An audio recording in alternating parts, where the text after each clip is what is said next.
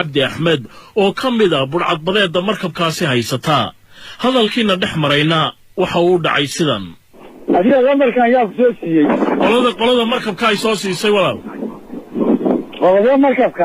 qoladan markabka iska lahayd oo meel xagee joogaan Dubai bay joogaan Dubai bay degan yihiin markabku muxuu siday maxaa saarnaa intaas uma doonaynaa inaan xaqiijino maamuleysa ha walaal ayaga maxay weydiin way iyagu waxay igu yiraahdeen raashin iyo buu siday markabku iyo badeecooyin kale iyo gawaari waagar idinku ma xaqiijiseen waxa markabku sido maanaw anagu waxba ma ognahay waxna moogin waatay waxa ogtiin muxuu yahay maamuleysa waan ku maqlayaa cabdisalaan hareeri inaad maxaa ku cadaynaysaa waa cabdisalaan hareeri baa walaal kula hadlaya Voice of America kaala soo hadlaya hadda maxaan ku cadaynayaa anigu la Voice of America ma jooge bad dhaladaan joogay London baan kaala soo hadlayaa warkanna idaacadda ka dhageysan doontaa maamuleysa hadda idaacaddi lama jooge waxaan ku yiri maxaan kugu cadaynayaa adigu hadda cabdisalaan hareeri maxaa doonaysaa inaan isugu ka cadeeyo maamuleysa waan ku maqlayaa adiga magacaa Xili Abdi Ahmed Xiiso markabka halkee ka soo qabateen maamuleysa هاي مركب كالكاي كسو قبطان عيسو ورنيو waxaan ku sheegayaa adiga waxaan rabaa Hareeri inka ilaaha Allah iyo in kale ma cadayn karo waxaan weeye anigu markabkaan badda Hindiya alaabada uu sido markabku maxaad nooga sheegi karaysaa warar baa jira sheegaya Ciiso inuu hub sido markabku maya wax uba oo indhahay u qabteen oo markabku waday ma jeedin Ciiso marka lacag intee leeg baa ka dalbanaysaan oo madax furasho in markabka la idinka siiyo waan ka dalbanaynaa wixii aan kaga heshiino nimanka iskale baad noomay sheegin wax qiimo ilaa imika ku heshiiseen haddaynan idin sheegin hadda kuu sheego maxaa ka qaban karaysaa ma lacagtaan ma siinaysaa maya iyaga lagu gudbin lahayn oo dhagaysan lahaa dalabkiina ayaga maya live baan u wada hadalnaa idaacada waxaan ka wada hadalnaa telefoon baynu ka wada hadalnaa laakiin ciise ma ii sheegi karaysaa qiimaha lacagta dalbanaysaan anagu waxaan kuu sheegi karaynaa lacagta markaan iyaga ka wada hadalno ciisow hawshan aad ku jirtaan idinku sida u aragtaan dad fara badani waxay u arkaan inay tahay hawl burcad badeednimo ah oo argagixiso badda laga samaynayaa adeero anagu dad masaakiina oo kalluumaysataa oo badahooda ka kalluumaystaanu ahayn waxaana la ku soo daayay qashin kuwa sida maraakiib sida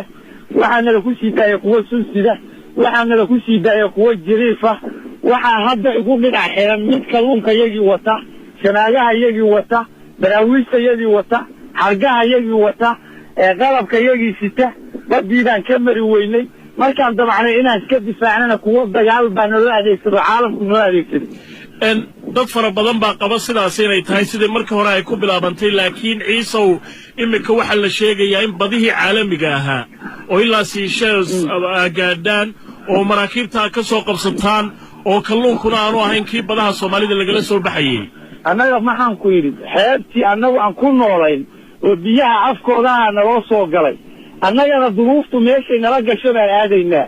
ilaa annagaba guryaha yagii iyo xeebta yagii baa la soo galay maxaa looga hadli waayay meeshii annaga aanu kalluumaysadayadu aanan dhaafi jirin iyo meeshii aan maaragtay ilmaha iyagu xeebta iyagoo taagtaagan ay ka kalluumaysan jireen maxaa looga hadli waayey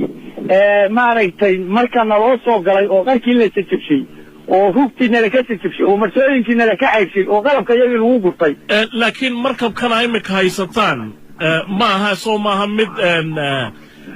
mid isagu kalluumaysi maaha soo maaha adeerow macaanow anagu ma kala naqaan mid aan u qabna xamuul ayaa waxaan aragnay kurteennaro ban ah asagoo nagu deex furayaynu aragnay marka annaga waxa weeye midkii annaga aan markaa badarka noo wadin oo aanan hebel u aqoon ma kala garan karno kii xamuulka ahbaa waxaa nooga soo saaray haamo ban ah oo qashin ah waxaa nooga soo saaray muxuu ahayto ayagii baa jiriifnala kugu bedelo jilba nooga soo saaray kalluumaysi ah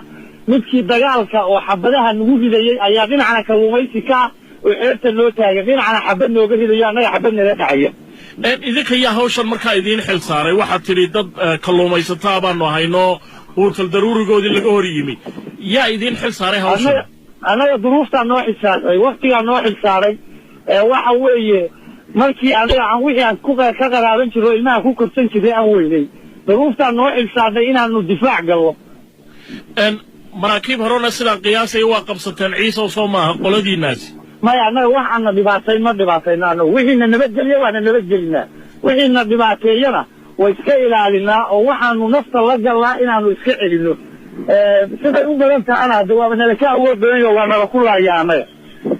laakiin maraakiib hore waa qafaalateen soo may jirin si ay ku dhammaatayba may maqlaysaa waan ku maqlayaa ciise annaga waxna nabadgeliyey ma qafaalano waxna ma qafaalane wixii